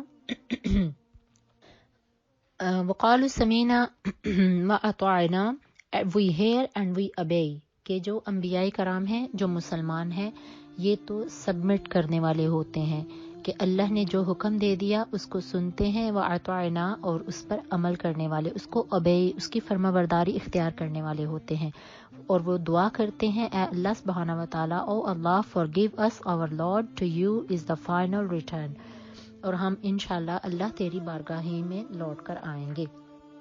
لا یکلف اللہ نفسا الا وسعها، خدا کسی شخص کو اس کی طاقت سے زیادہ تکلیف نہیں دیتا۔ اللہ does not burden anyone beyond their capacity، کہ ہمارے اندر جتنی کیپیسٹی ہوتی ہے، جتنا ہم برداشت کر سکتے ہیں، اللہ اس کے مطابق ہی ہمارے اوپر آزمائشیں اور تکلیفیں آتی ہیں۔ اللہ کسی بھی بندے کو اس کی طاقت سے زیادہ نہیں آزماتا۔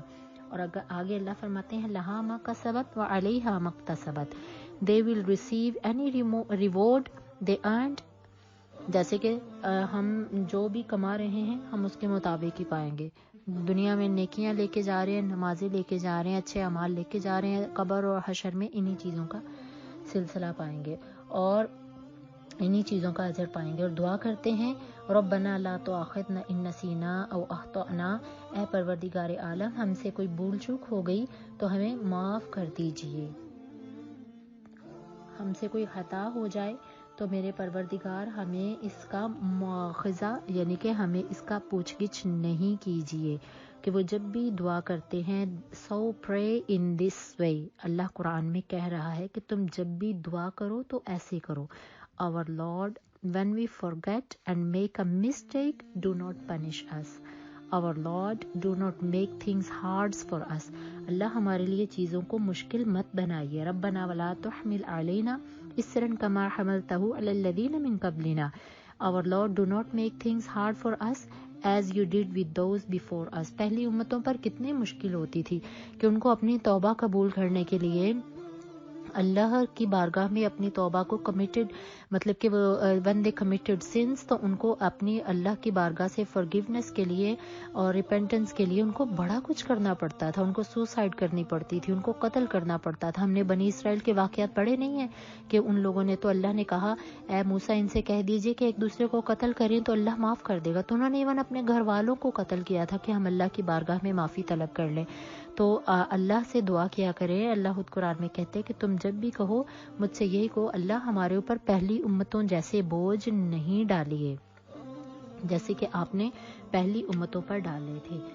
ربنا ولا تحملنا ما لا طاقت لنا به. Our Lord, do not burden us with more than we can bear. اللہ ہمارے اوپر ہماری آزمائش جو آتی ہیں ہماری وسعت سے زیادہ اس کو ہمیں آزمائیے نہیں, ہمیں معاف. آگے اللہ فرماتے ہیں واعف عنا, ہمیں معاف کر دیں. pardon us, forgive us and be kind to us.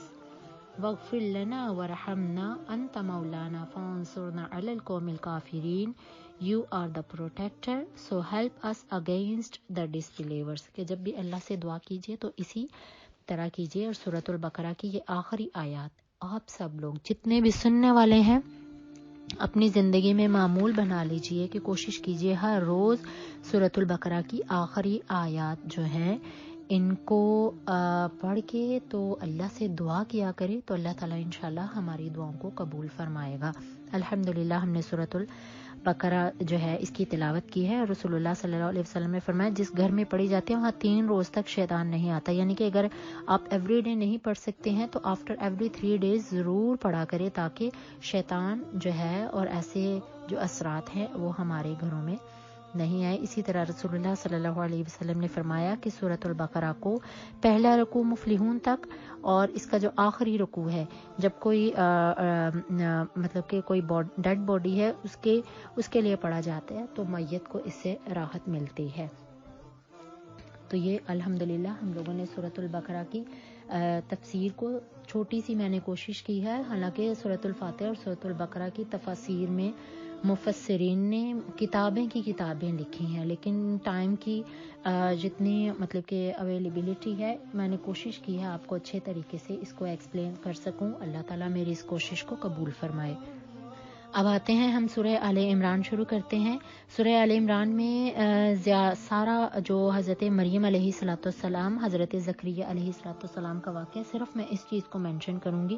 میں کمپلیٹلی سورہ آل عمران کو نہیں پڑھوں گی بلکہ وہ صورتیں اور وہ قرآن کے احکامات کو آپ تک پہنچانے کی کوشش کروں گی کہ جن کو میں سمجھتی ہوں کہ ہمیں زیادہ ضرورت ہے کیونکہ بہت سی ایسے واقعات اور باتیں ہیں جو قرآن میں اللہ بار بار ایز اے ریمائنڈر ہمیں ریمائنڈ کرواتے ہیں.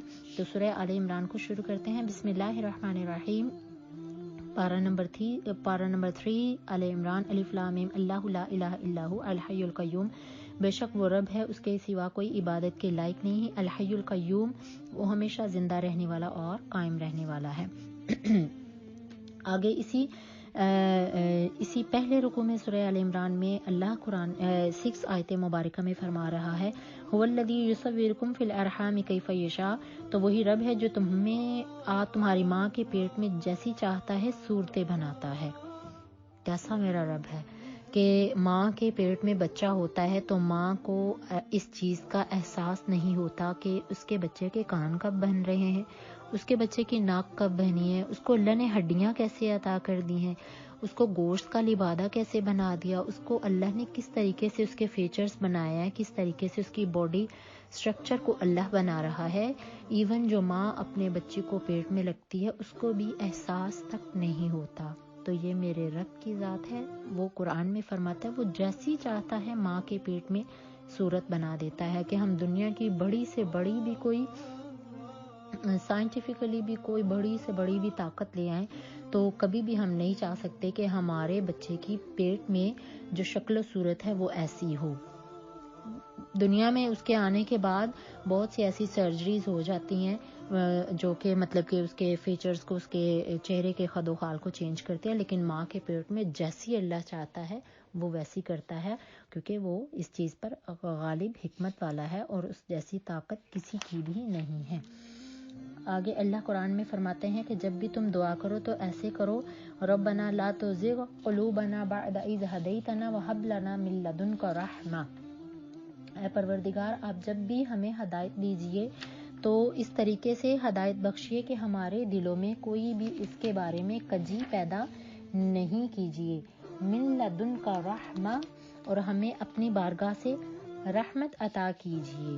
انک انت الوہاب، بے شک اے اللہ تو عطا کرنے والا ہے.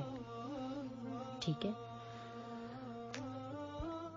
Our Lord, let not our hearts waver from the truth after you have guided us, and take care of us, you are the giver of gifts. کہ اللہ تو بہترین عطا کرنے والا ہے. ربنا انک جامع الناس لیوم لا ریب فیہ، اور اللہ کریم ہمیں قیامت کے دن، جس دن تو سب لوگوں کو جمع کرے گا جس کے کوئی شک نہیں ہے، ان اللہ لا یخلف المیعاد، اور بے شک تو اپنے وعدے کے خلاف نہیں کرتا. Our Lord, you are the gathering people in reading, and you are the gathering people in readiness for a day in which there is no doubt. Allah never break his promises. اور اللہ ہمیں قیامت کے دن جب آپ جمع کیجئے گے ہمیں نیک لوگوں میں شمار کیجئے گا. اللہ جب ہم اپنے قبروں سے نکالے جائیں تو ہمیں نیک لوگوں کے ساتھ شمار کیجئے گا. محشر میں جب ہم آپ کی بارگاہ میں اپنے اعمال لے کر آئیں تو اے اللہ کریم ہمارا نیک لوگوں میں شمار کیجئے گا. آگے سورہ آل عمران 2 رکوع میں ان الذین کفروا لن تغنی عنہم اموالہم ولا اولادہم من اللہ شیئا، یعنی کہ کافر اور مشرکین کو قیامت کے دن نہ تو ان کا مال اللہ کے عذاب سے بچا سکے گا اور نہ ہی ان کی اولاد اللہ کے عذاب سے بچا سکے گی. As for the disbelievers, their wealth and their children will not benefit them in the least against Allah subhanahu wa ta'ala, and they will be fuel of the fire، اور وہ ہمیشہ جہنم میں رہیں گے، جہنم کا ایندھن بن کے رہیں گے. آگے قد کان لکم آیت مبارکہ 13 کو، اور تمہارے لیے جو دو گروہوں میں جنگ بدر کے دن آپس میں جب لڑائی ہوئی تھی، اور بے شک مسلمانوں کا ایک گروہ وہ تھا خدا کی راہ میں لڑ رہا تھا اور دوسرا گروہ کافروں کا تھا کہ وہ اپنی آنکھوں سے دو گنا مشاہدہ کر رہا تھا.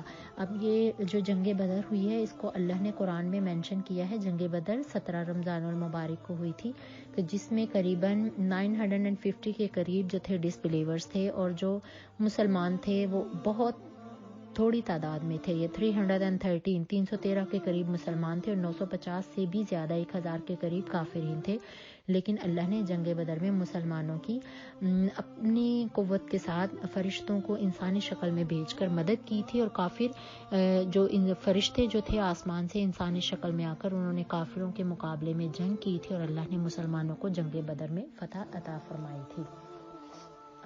آگے اللہ فرماتے ہیں قرآن میں زُیِّنَ لِلنَّاسِ حُبُّ الشَّہَوَاتِ مِنَ النِّسَاءِ، اور لوگوں کو ان کی خواہشات کی چیزیں یعنی کہ ٹیمپٹ کرتی ہیں، عورتیں ٹیمپٹ کرتی ہیں.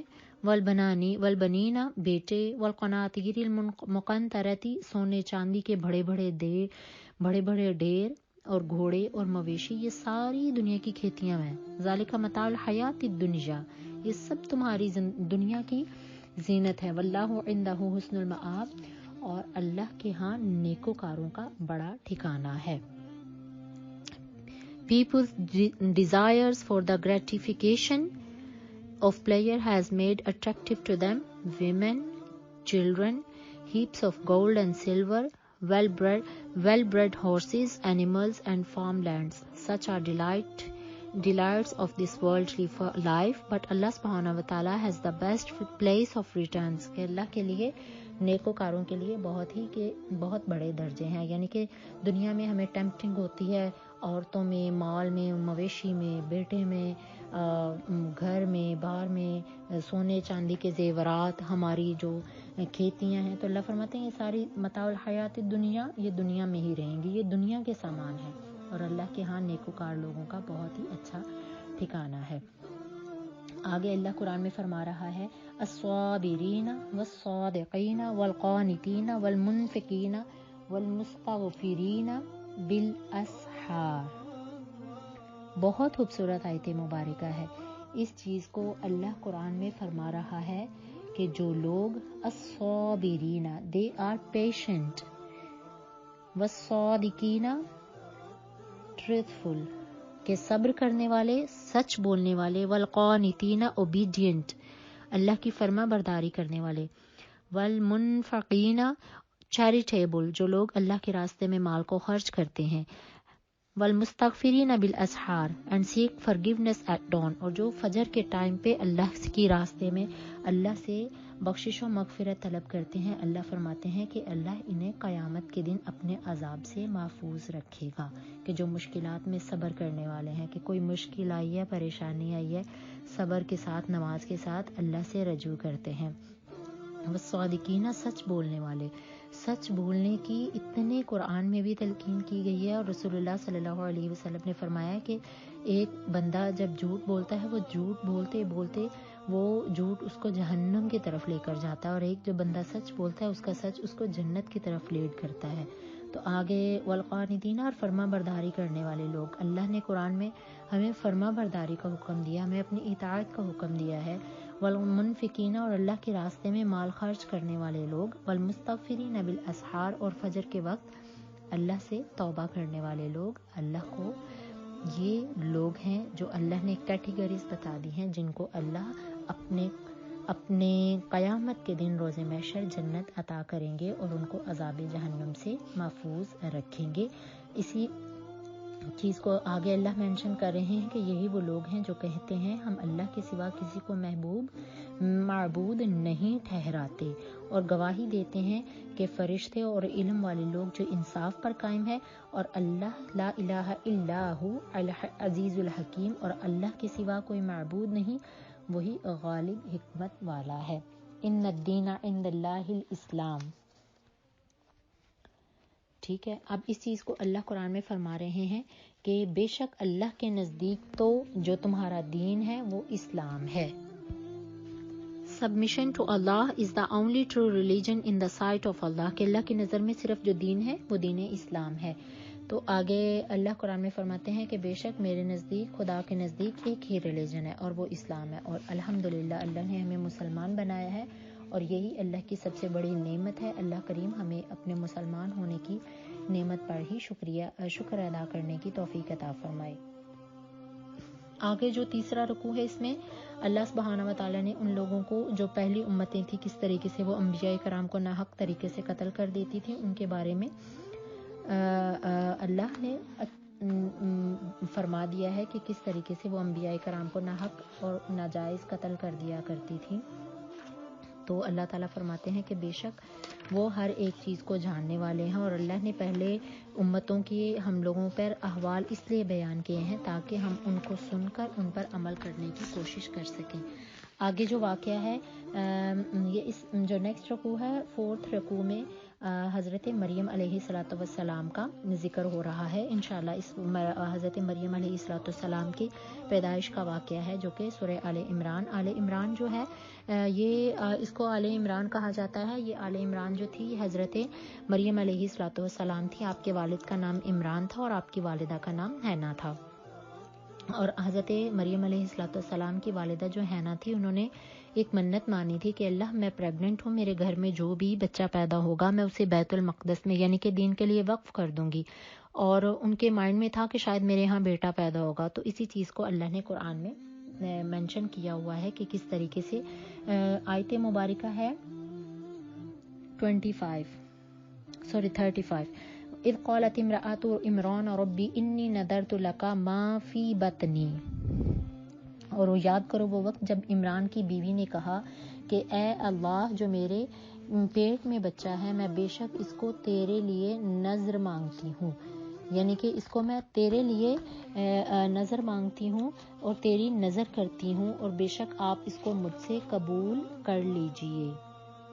Imran's wife said, Lord, I vow to dedicate whatever is in my womb to your service, so accept this vow from me. یعنی کہ نظر جیسے ہم منت مانتے ہیں اللہ تعالیٰ مجھے بیٹا عطا کرے، میں یعنی کہ اس کا یہ نام رکھنا ہے، یا میں نے اس کو حافظ قرآن بنانا ہے یا عالم دین بنانا ہے. تو حضرت مریم کی والدہ حنا جو تھیں ان کا نام حنا تھا. تو جب وہ پریگننٹ ہوئی تھی تو انہوں نے اللہ سے دعا کی تھی، اسی چیز کو اللہ قرآن میں مینشن کر رہے ہیں، اور انہوں نے کہا تھا کہ اللہ میں اسے دنیا کے کاموں سے آزاد رکھوں گی، یعنی کہ وہ دنیا کی طرف نہیں آئے گا، وہ دین کی خدمت کرے گا.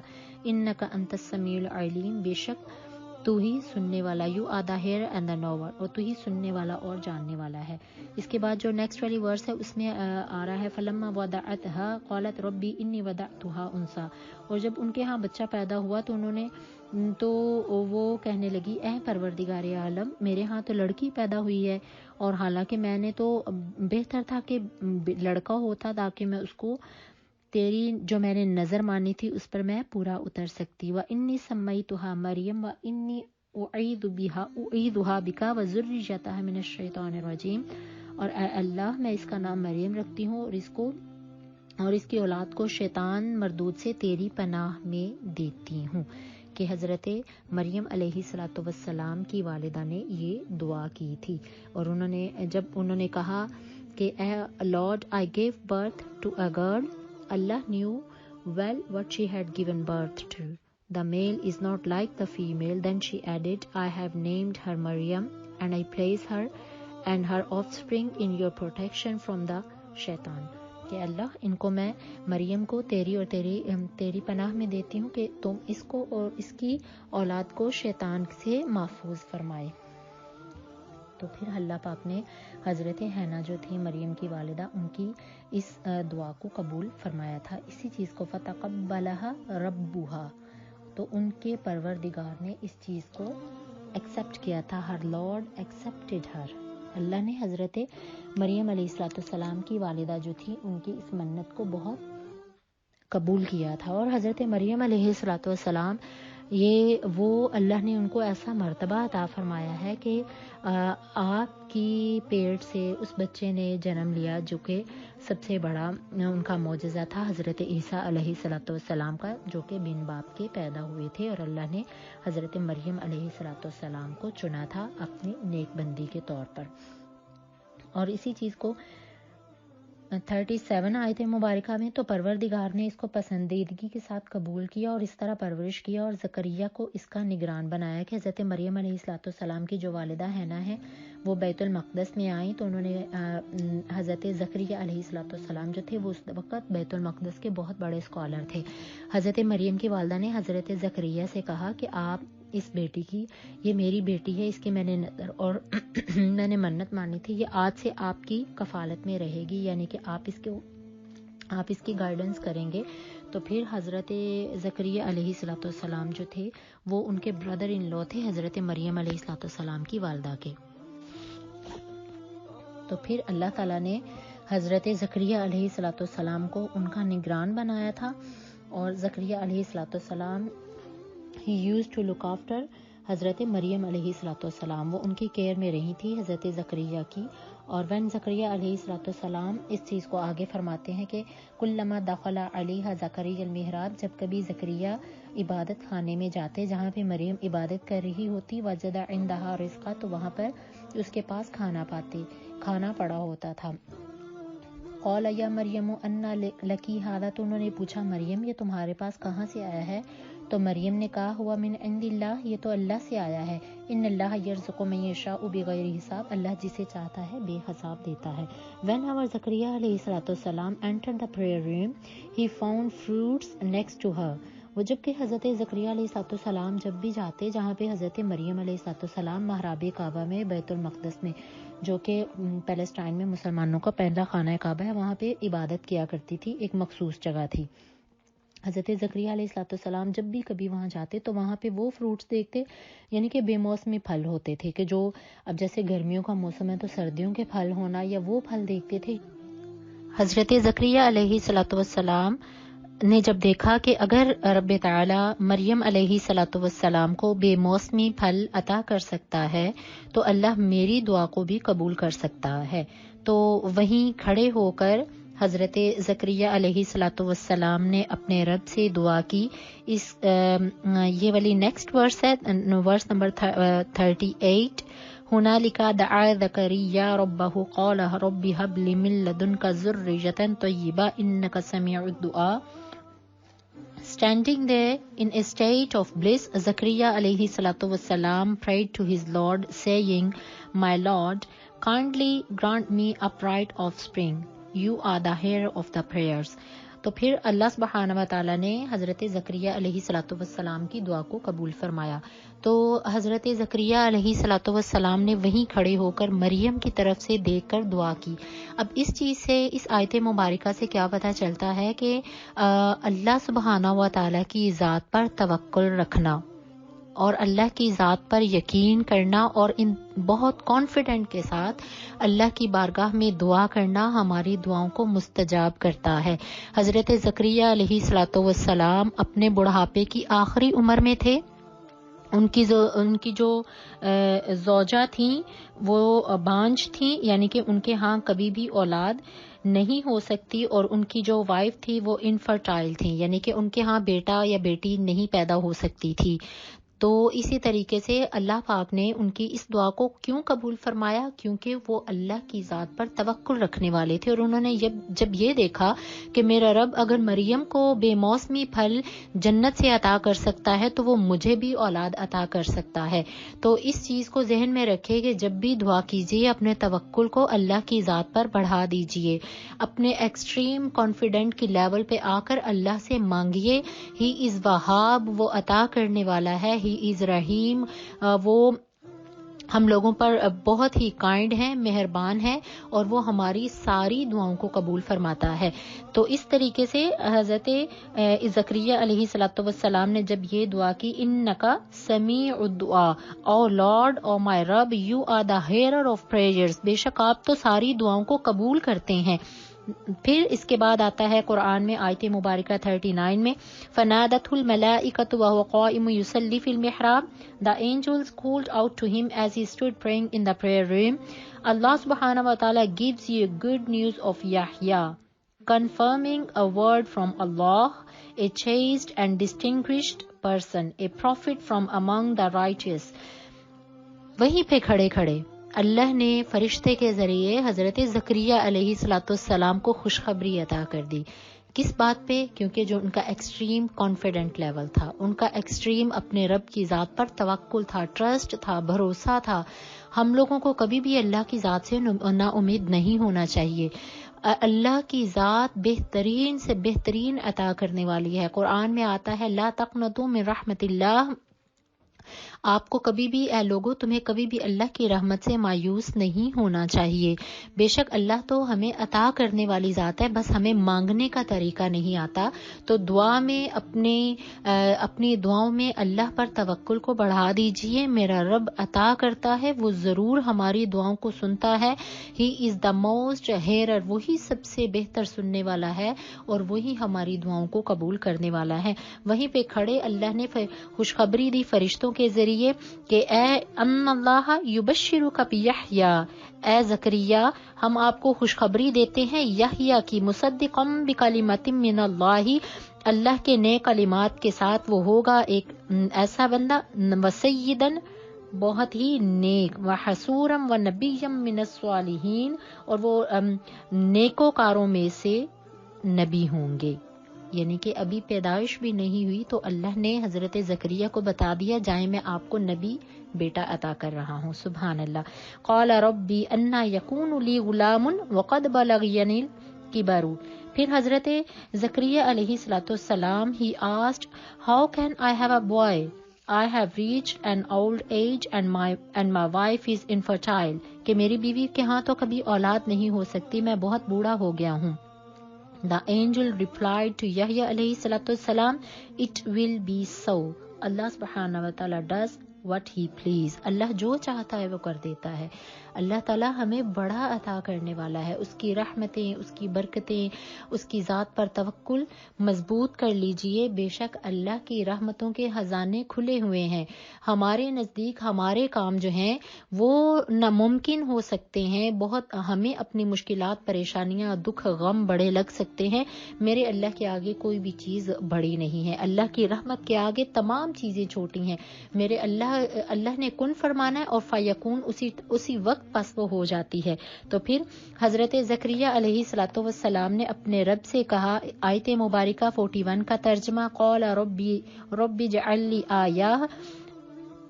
Zakaria said, my Lord, give me a sign. قال آیاتک.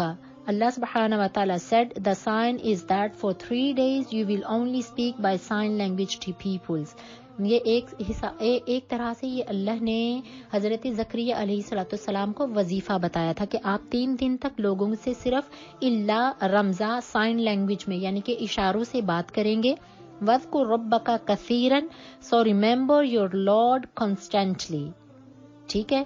وَسَبِّحْ بِالْعَشِيِّ وَالْإِبْكَارِ, glorifying him both in the morning and the evening. یہ اللہ نے کیا وظیفہ بتایا تھا کہ 3 دن تک آپ نے روزہ رکھ لینا ہے. روزہ رکھنے سے مراد کہ آپ لوگوں سے دنیاوی گفتگو نہیں کریں گے. حضرت زکریا علیہ الصلوۃ والسلام کو اللہ نے 3 دن کیا کہا کہ آپ اپنے رب کو بڑا یاد کریں گے. کثرت، وذکر ربک کثیرا، کثرت سے اپنے اللہ کا ذکر کرنا.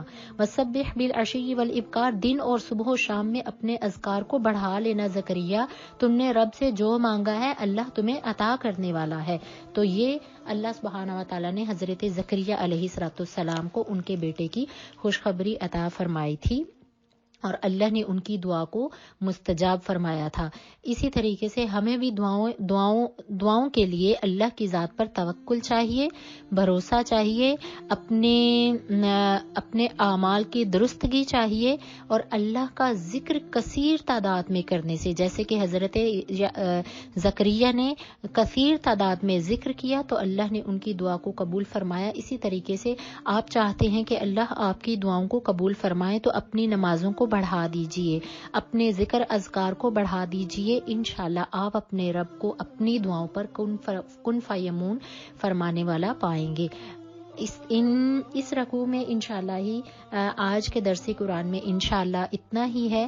جو باقی کا حضرت مریم علیہ الصلوۃ والسلام اور آپ کی والدہ حنا، آپ کے جو انکل تھے حضرت زکریا علیہ الصلوۃ والسلام اور یحییٰ علیہ الصلوۃ والسلام کے جو باقی کے زندگی کے واقعات ہیں انشاءاللہ ان پر کل قرآن و حدیث کی روشنی میں ہم ان پر درس قرآن کریں گے. میری اللہ کریم سے دعا ہے رب تعالی ہم سب کی دعاؤں کو بھی زکریا علیہ الصلوۃ والسلام کا صدقہ مستجاب کیجئے، ہماری دعاؤں کو قبول کیجئے. اس پورے رکوع سے ہمیں 3 لیسن ملتے ہیں کہ اگر ہم منت مانتے ہیں کوئی بھی ایسی کہ اللہ میرا یہ کام ہو جائے، میں حج کروں گی یا میں عمرہ کروں گی یا میں اپنے گھر میں قرآن خوانی کرواؤں گی یا میں اپنے گھر میں برکت کے لیے یہ کروں گی، یا رب کریم میرا یہ کام ہو جائے، میں تیری بارگاہ میں یہ خیرات کروں گی، یہ صدقہ کروں گی، میں اتنی چیریٹی بڑھ چڑھ کے دوں گی. تو یہ نظر ماننا حضرت مریم علیہ الصلوۃ والسلام کی والدہ نے ہمیں بتایا ہے. جبکہ ان کے پیٹ میں بچہ تھا تو انہوں نے اللہ سے منت مانی تھی. اس کے بعد جو سیکنڈ جو ہمیں لیسن ملتا ہے اس سٹوری سے کہ نیک جگہوں پر کھڑے ہو کر دعا کرنا اور نیک لوگوں کے وسیلے سے دعا کرنا اللہ کو بہت پسند آتا ہے. جیسے زکریا علیہ الصلوۃ والسلام نے مریم علیہ الصلوۃ والسلام جس جگہ عبادت کیا کرتی تھی وہیں عبادت والی جگہ پر کھڑے ہو کر اپنے رب سے دعا کی. تو خانہ کعبہ میں جا کر اور نیک مساجد میں جا کر اور نیک لوگوں کا جہاں پہ ٹھکانہ ہو وہاں جا کر اللہ کی بارگاہ میں دعا کرنا ہماری دعاؤں کو مستجاب کرتا ہے. اور اس تیسرا جو ہمیں لیسن ملتا ہے کہ جو ہم وظائف کرتے ہیں، ذکر و اذکار کرتے ہیں، قرآن کی آیات پڑھتے ہیں، اپنے دنیاوی مشکلات اور مسائل کے لیے پڑھتے ہیں، اپنی اولاد کے لیے یا رزق کے لیے یا کاروبار کے لیے، کسی بھی طریقے سے ہم کسی بھی اللہ کی آیات اور قرآن پاک کی تلاوت کرتے ہیں تو اللہ کی کلام میں بڑی طاقت ہے، اور اللہ اس کلام پاک کی برکت سے ہماری دعاؤں کو قبول فرماتا ہے۔ آج کے لیے اتنا ہی درس قرآن۔ آپ اپنی دعاؤں میں مجھے یاد رکھیے گا، انشاءاللہ آپ بھی میری دعاؤں میں شامل ہیں۔ میری اللہ سے دعا ہے رب تعالی ہم نے آج کے دن جو بھی درس قرآن سنایا پڑھایا اس کو اپنی بارگاہ میں قبول فرما لیجئے گا، اور رب کریم ہماری ساری سابقہ زندگی کی غلطیاں کوتاہیاں گناہوں کو معاف فرما دینا، اور رب کریم ہم سب کو رمضان المبارک کی بہترین برکتوں سے مالا مال فرمانا، اور رب تعالی ہماری عبادات کو قبول فرما۔